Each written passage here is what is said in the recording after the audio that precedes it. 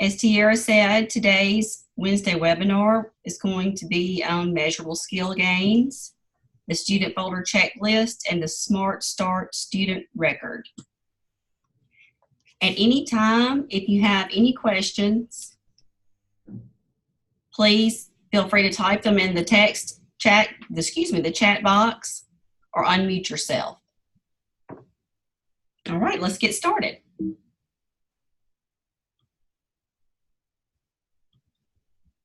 All right, so the first thing we're going to talk about is how many ways does a student have to achieve an MSG? So if you would, just type that in the chat box. How many ways does a student have to achieve an MSG?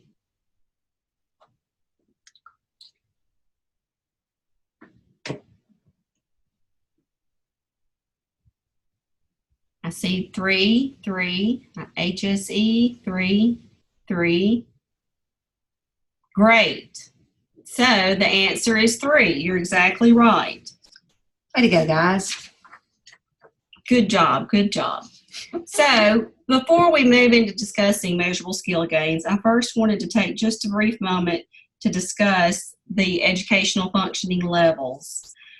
It's easy for us to assume that everyone knows what EFLs are, but I thought it would take just a few minutes of our time today to discuss these. So before we get into our discussion on MSGs, look at the screen and you will see that there are 6 adult basic education levels. You'll see 1 through 6, and you'll also see ESL levels 1 through 6. Some of you are probably guessing by now, y'all have seen this before on the table 4. That's exactly where this came from. This is on page 54 of your program guidelines if you have that available. If not, you can use that as a reference point later. But when we talk about EFL gains, we are referring to the EFL levels. We'll get into examples in just a moment. So now, many of you have probably seen this screen before. We're going to dive into our measurable skill gains. As you know, measurable skill gains do demonstrate participants' progress towards a credential or employment. If you have your program guidelines, we are on page 30. Please follow along. Now, back to the original question a moment ago, how many ways does a student have to achieve an MSG? If you answer 3, you are exactly right. That's correct. There are 3 ways for a student to achieve a MSG.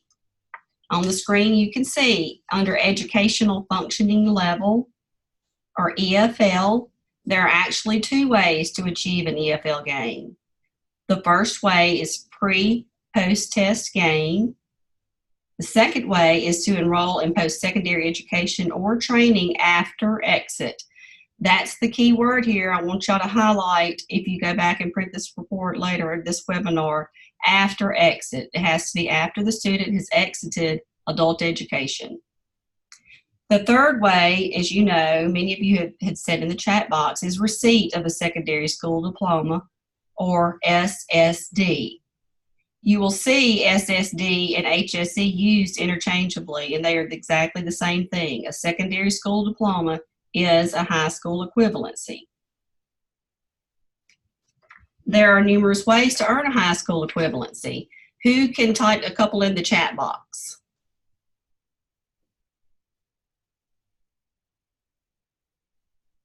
What types of high school equivalencies do we offer in the state of Mississippi?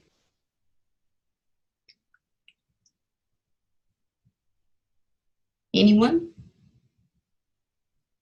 Yes, GED, the high set, task, all of those are high school equivalencies or considered secondary school diplomas, and there's also one more. Yes, great. The competency-based diploma. That is our 4th option here in the state of Mississippi.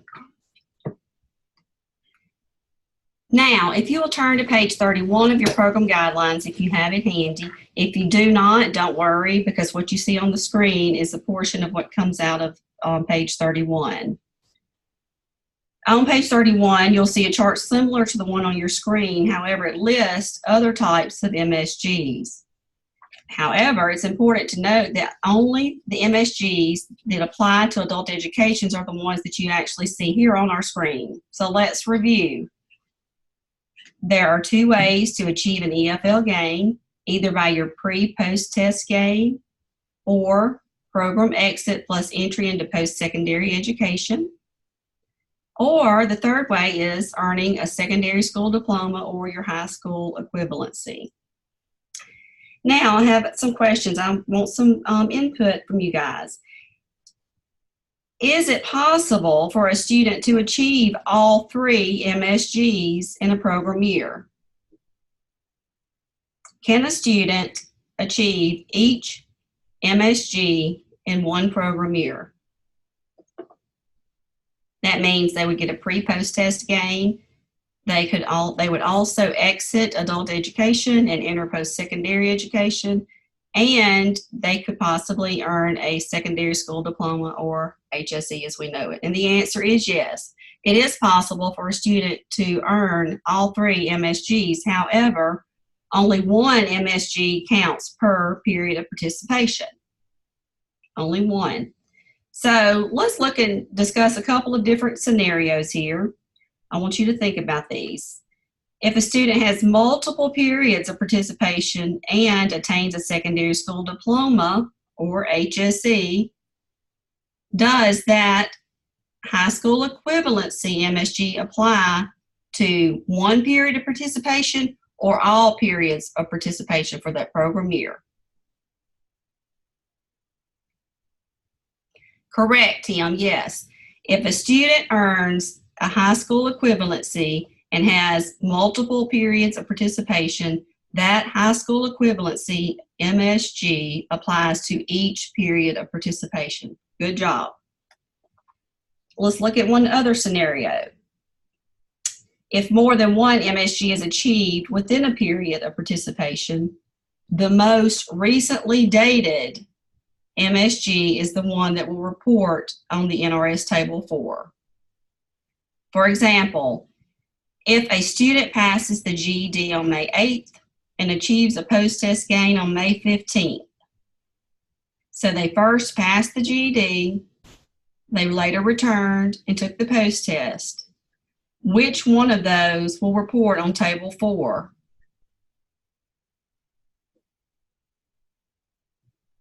Yes, the post-test.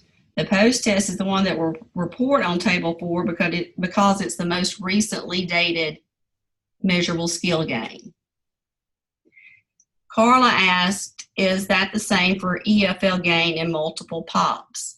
No, if you achieve an EFL gain in a period of participation, that does not apply to every period of participation for that program year. Only one. Okay? Any questions so far on MSGs?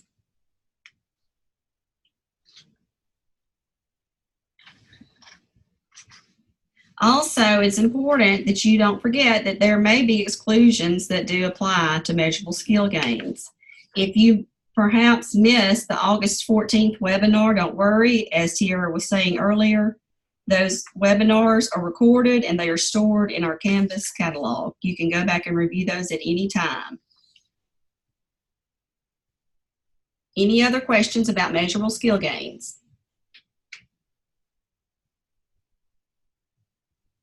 Okay, we're going to move on. The second thing we're discussing today is a student cumulative folder checklist. While there's flexibility for each local program to design its own orientation, there are required elements that the Office of Adult Education requires. The student cumulative folder checklist lists the items required by our office. Cumulative folders are maintained by the instructor or aide and are not accessible to students without permission. Files documenting standardized assessments and achievements should be maintained for a minimum of 3 program years beyond the exit program year. Information on the cumulative folder begins on page 85 of the program guidelines. The checklist that we're reviewing today can be found on page 90. So let's look at the checklist together. If you have a checklist in your classroom currently, please be sure that it is the exact copy of the one that you see on the screen. If it is not, when you join the Canvas course, this actual document will be in there, and it is the most recent and up-to-date copy. So on our student cumulative folder checklist, the items that are required for the student cumulative folder are the following: the student success plan, Mississippi Works registration verification, and Bronwyn is going to discuss that briefly in just a moment. Copy of a state-issued picture ID that is not expired. Instructional assignments, an SIOA, syllabus, or educational plan, some type of educational plan for that student. Work samples, all standardized tests, answer sheets, scores, locator if applicable, the TABE portfolio, pre-test, post-test, official practice test. Also, it's the individual diagnostic profile. This is TABE Class E if applicable. You also have to have transcripts, including task, HiSET, GED, and college MyBest transcripts if applicable. Copy of stackable credentials such as forklift, ServSafe, CPR, OSHA, North Star. Those are just a few examples. The Mississippi Office of Adult Education Smart Start student record. A copy of the Smart Start credential or certificate, if applicable. Copy of NCRC scores. Documentation of accommodations, if applicable. And there are additional items required for 16 and 17-year-olds, as you know. That is the verification of withdrawal from your school system or homeschool setting as indicated by initials, signature, and stamp or seal. Your program may have additional forms that they require, such as rights and responsibilities of students in adult ed programs, attendance policies, media release forms, etc. Check with your director or lead teacher to see what other forms may be required at your program. The forms that you see listed on the screen are the only forms that the Office of Adult Education requires to be in the student cumulative folder checklist. Cumulative folder, and the ones that we will verify when we come out for monitoring. Are there any questions about the student cumulative folder checklist?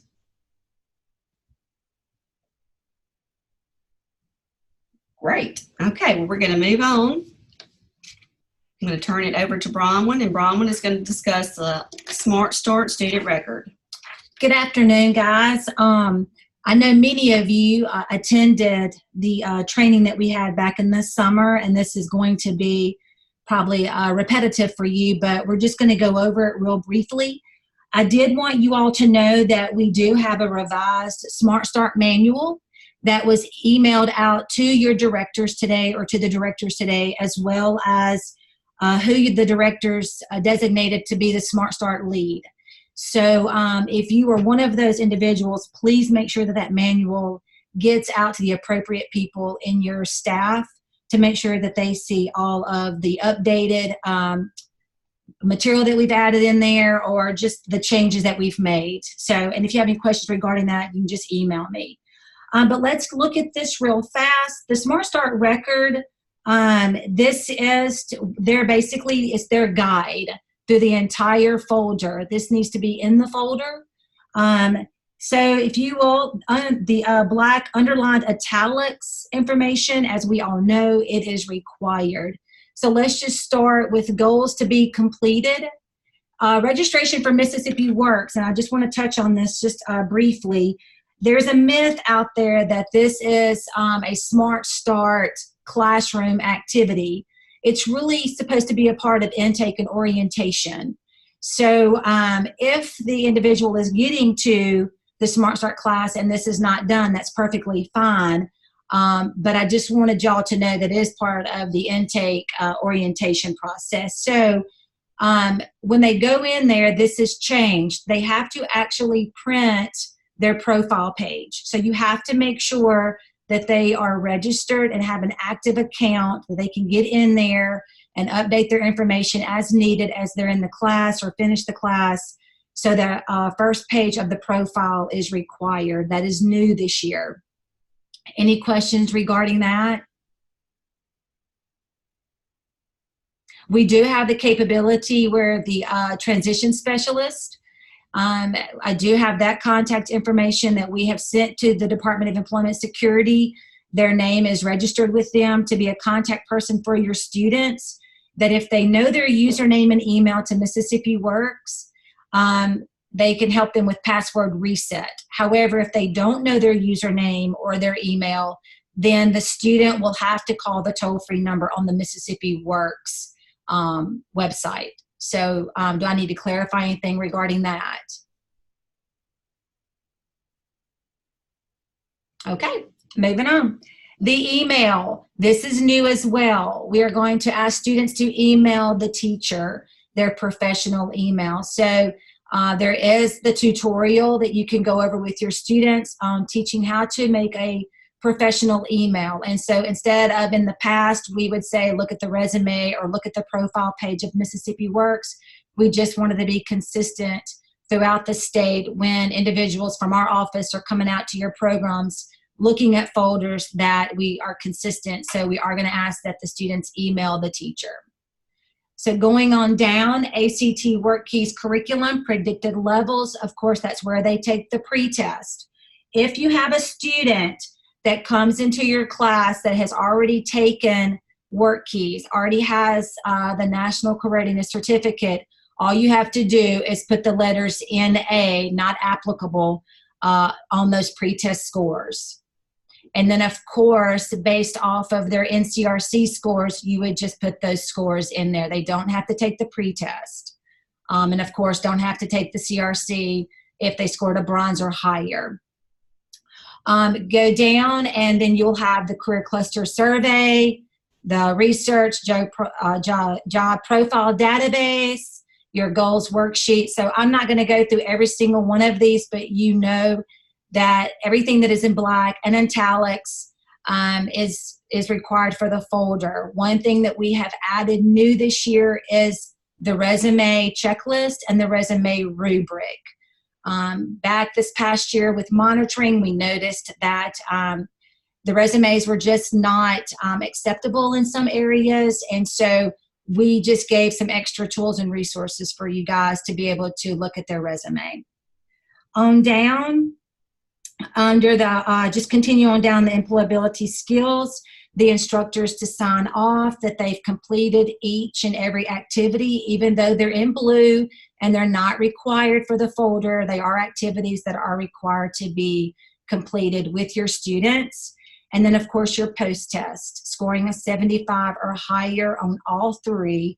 And we have added that on the second page of the student record. Any questions? Did I go too fast?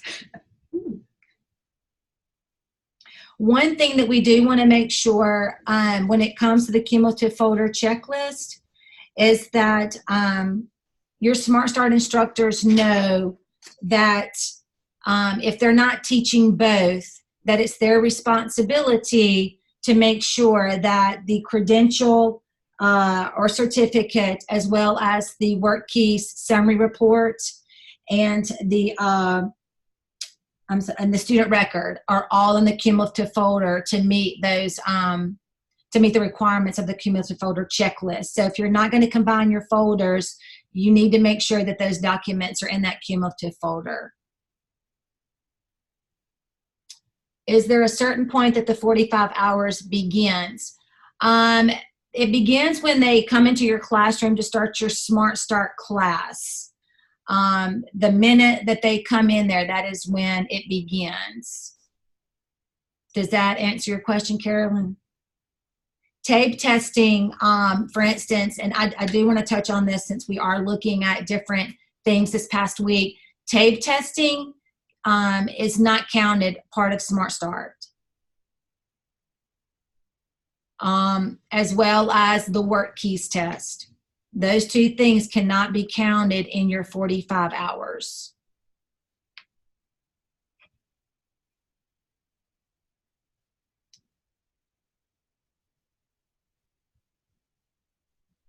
Okay, I mentioned Mississippi Works. So I guess if you want to count, you know, the time spent working with Mississippi Works, that's fine. Yes, because it is a part of the Smart Start class. We just want to make sure that intake and orientation to your program is not a part of Smart Start. But if you want to count that time that they registered for Mississippi Works, yes, it is a part of the class. The only things that cannot be counted towards your 45 hours is the actual work keys test, as well as the TABE test, or any post-testing with TABE. Those cannot be counted. However, your work keys curriculum can. So when you log them in to the work keys curriculum and they take that pre-test to get those predicted levels, that can be counted.